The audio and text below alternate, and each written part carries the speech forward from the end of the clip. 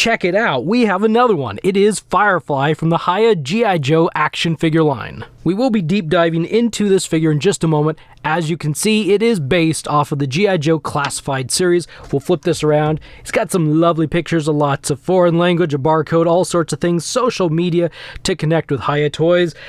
But let's get him open. Here we have Firefly freed from his card, and he comes with a pile of accessories, and these are what we're going to look at first. Beginning with this cool looking blaster. It looks just like the Classified series, except there's no peg sticking out of the left side of it, so you can attach it to his vest. I really like the coloring. It has kind of a brushed silver, grayish, metalish look. I think it just looks great. Then you get this stack of dynamite, which has had a dark paint wash all over it, and rotating it around, I don't know how well you can see, but there are 2 holes back here, and those will attach to his backpack. Speaking of his backpack, here it is. You can see those 2 little holes at the top. That's where his drone will fit into. And then you see the 2 little pegs sticking down. That's where the dynamite will fit in. We'll flip this thing around, and you can see that there is an opening here. This is where his controller, his drone controller or dynamite controller, I'm not quite sure exactly what it is, it will fit in there. And then there's the peg, so you can actually peg it on the figure. Then we get to his drone, which I think just might be the most fragile of all the pieces here. It can fold down like so you can compact it a little bit. It's got a couple fans up there. Each leg is independently rotatable, and I do believe these legs actually might pop off if you're not careful. I know they're very easy to bend, and these pieces up here are also very easy to kind of twist and bend. So when you're putting this drone on the backpack right there, you might want to be careful and gentle because you don't want to break it or snap a piece off or bend it. Then we get to this piece, and I honestly don't know if this is the front or the back, but this is what I'm calling the controller or the detonator or something. Maybe that's the front or the back. I'm not really sure. But this piece will slide into the back of the backpack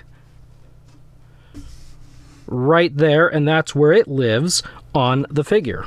Then we have a typical Hiya G.I. Joe figure stand. It's a little piece of Battlefield with a peg right there. Flip it around and you can see all the little edges and the notches in here.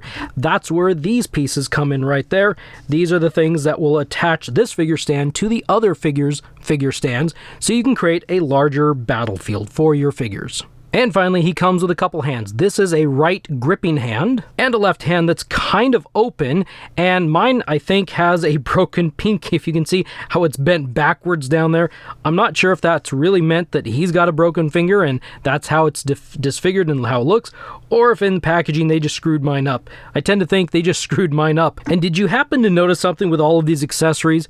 Just about every single one of them came with the Classified figure, except for the figure stand and the extra hands. Those would have been awesome additions to have with the Classified figure. So I'm going to scoot the accessories off to the side. We're going to take a direct look at this figure, and you know what? I actually totally forgot something. He has another accessory. It is this pair of goggles that is attached to his head. Pretty sure they come off. Actually, no, I don't think. Maybe they don't. Oh. Maybe they weren't supposed to? I'm not sure. It's like they were stuck in the middle on both sides. I have a feeling I don't think they're supposed to come off. We're going to leave them there now. So this figure is okay looking. Yeah, I know. I just said it is okay looking. He's absolutely, definitely not the more classic looking version that a lot of you probably want, but he does look a lot like the Classified. In fact, he looks nearly identical to the Classified figure. The one thing that I kind of wish Hiya would have done, and I think that would have really leveled up this figure, and maybe a lot of people would have really liked him, is given him a removable vest. But instead, they've stuck with the Hasbro Classified team's decision to make non-removable vests, which are kind of irritating to me because I'd like to remove some of these vests. But had they made this a removable vest, we could have had the updated Classified and the classic looking Firefly all in one figure, and I think that would have just been So awesome. But instead we're stuck with this big bulky vest, and I've got to say, I think this vest is actually more bulky and more annoying looking, feeling, I'm not sure, than the classified. At least the classified, it makes the classified one look really slim. His head hides down in there just a little bit more, and I don't know. But let's take a peek at articulation. He's got the double pinless knee, so he can take his leg back that far. He does have a thigh rotation, but it's kind of difficult to rotate the thighs because the ball joint in the upper leg would like to move instead. There is nothing at the boot cut, but the ankle does have a hinge as well. And well, let me just show you. He can lean back that far, and the hinge will take him forward. Unfortunately, it seems like only about that far. That's kind of weak. There is a pivot as well, so if you want to get him into some sort of a pose, spread leg or something, you can pivot the feet and kind of, get him standing a little bit like that. He has a waist rotation, and that's about it. Because of this big bulky vest, I'm not sure if he has a cut under there or not for the chest. He can raise his arms actually only about that far, and mine are tight, so he can do the T about that high. He does have butterfly joints hidden inside this vest, so he can kind of rotate the shoulder around just a little bit. The arm can rotate around. He has a bicep rotation, so Cobra Commander was kind of alone in that articulation because Firefly has a bicep rotation and a double pinless elbow, meaning that he can bring his arm way up. He can do some better, more dynamic poses that way. As per usual, Hiya's wrist joint is a simple ball joint right there, and the hands pop on and hook that way, which makes me nervous. I think over time they might get loose, and then we might start losing hands when we don't want to. The head rotates surprisingly all the way around, even though it's stuck inside this vest. If you want him to look down, boom. If you want him to look up, yeah, boom. And that's about it for articulation. You can get him into some interesting poses, provided you don't need his torso to articulate all that much, because he's like a tank. He's kind of stuck from the waist up in generally, I mean, that's actually probably one of the best poses I can get. But I don't know. If there's plenty left over, I might be half tempted to buy another one of these just to cut the vest off to see exactly what's going on under this vest. Did they... it actually looks like it might be painted. It looks like he might actually have a molded... You know what? Hiya figures pop apart, don't they? Don't they? Okay, maybe they don't. They don't, maybe. Maybe I'll have to see off camera what's going on here. But let's take a quick peek at this figure next to the classified version. And here we have them side by side. I'm not going to do any height comparisons with other action figure lines in this video because I think you get the idea of how tall this figure is next to a 6-inch classified figure and next to another Hiya figure. If you've got any of the other Hiya figures, we'll just do this real quick. Put these guys right up here next to him. If you've got any of the other Hiya figures, I think you get an idea of exactly how tall this dude is. So let's get these off to the side and let's take a look here. So I don't know if you're seeing what I'm seeing, but the vest on classified Cobra Island Firefly does not look nearly as bulky as it once did now that it's up against and next to this guy. This is very bulky. By the way, that backpack I don't think is actually completely on. It seemed to have some, you can see there's a gap there. It seemed to have difficulties going in the hole, and I didn't have time to try to heat something up or try to fit it in there, so it's just kind of hanging loosely to demonstrate that that's where it's supposed to go. It also makes this figure a bit back heavy, so you have to lean him forward because, well, why not? There's a lot on that backpack.